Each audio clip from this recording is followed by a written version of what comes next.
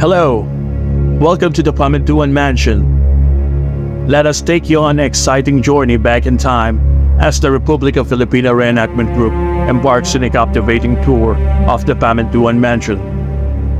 Join us as we step back into the past, unraveling the layers of our nation's story within the elegant halls of the Pamintuan Mansion. Let's begin our adventure. I'm your host, Enrico Cruz. Mr. Aaron Rivera from the National Historical Commission of the Philippines, or NHCP, is kind enough to tour us around the mansion.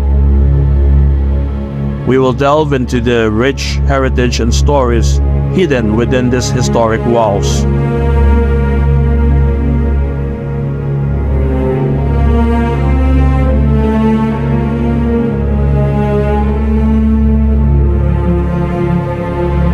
The mansion is located in Angeles City, Pampanga. It stands as a testament to Philippine history.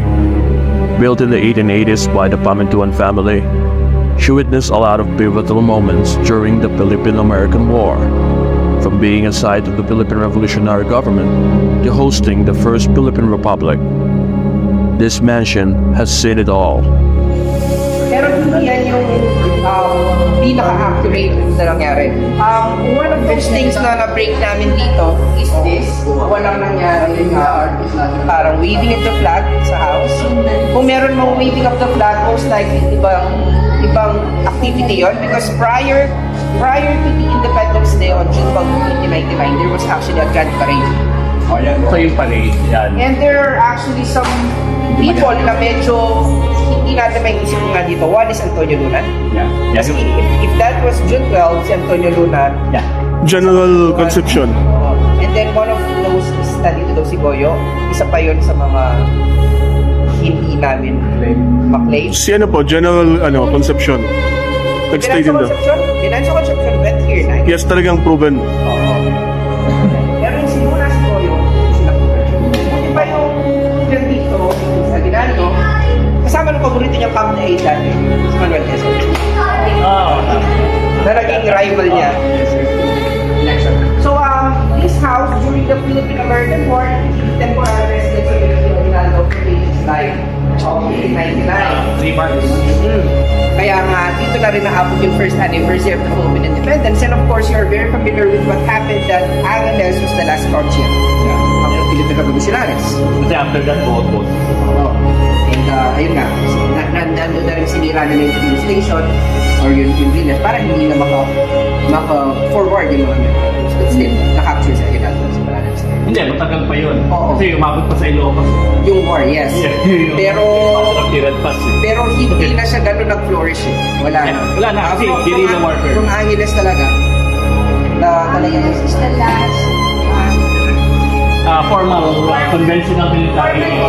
Nag-guerrilla warfare na pero isa sa mga gusto rin naming i-break dito or sa mga i-break na misconception is this house never been the house or the seat of the Republic.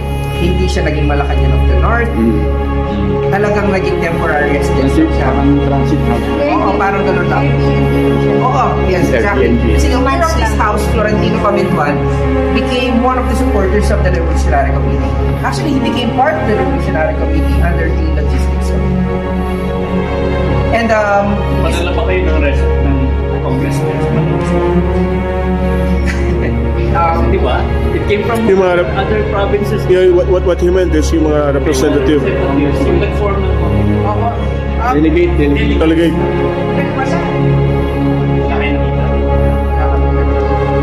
kasi during the time, Angeles is parang hindi pa naman nakapon talaga. Actually, pero kulang ito. Kulang dito sa tire na ito. Marot siya is actually more ports. Meron siyang Panuelo, meron siyang Baro, meron siyang Saya. Pero yung pinaka-last part is yung meron siya dapat tapis. Alampay, tapis. Tapis na lang. Ito yung tapis. Yan yun. Yan yung pinaka-baro. Kasi itong start yung tawag natin Panuelo. Kaya nga Baro at Saya. Kung Panuelo na yan, usually, kung anong tawag na tayo sa Baro. Ramen na. Manuelo, Yung parang bukid, actually, doon makikita mo yung measurement ng bawat sa part.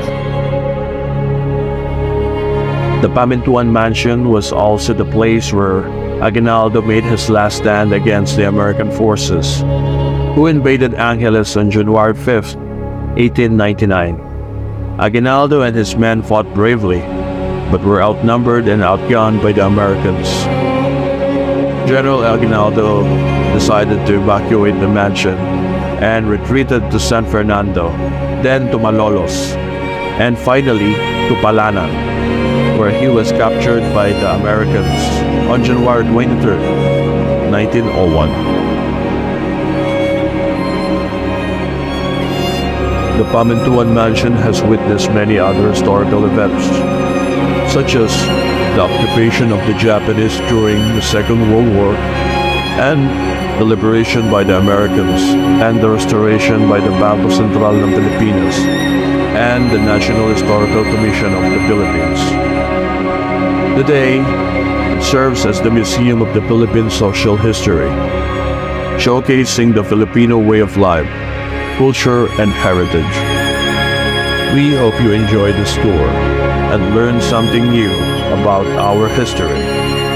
Thank you for joining us